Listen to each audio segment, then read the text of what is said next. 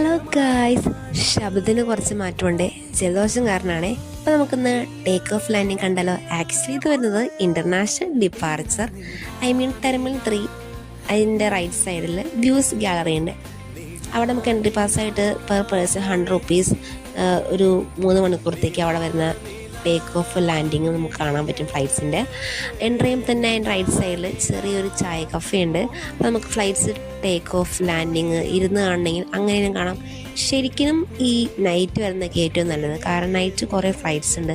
പിന്നെ ഭയങ്കര ഭംഗിയാണ് ഈ പറഞ്ഞ ലൈറ്റ്സൊക്കെ ഇട്ട് വേയും റൺവേ ഒക്കെ കാണാനായിട്ട്. അപ്പോൾ ഞങ്ങൾ ഇന്ന ടൈം ഞങ്ങൾക്ക് 2 ഫ്ലൈറ്റ്സാണ് കാണാൻ പറ്റിയത്. പിന്നെ ഫ്ലൈറ്റ്സൊക്കെ ഡിലേ ആയിരുന്നു.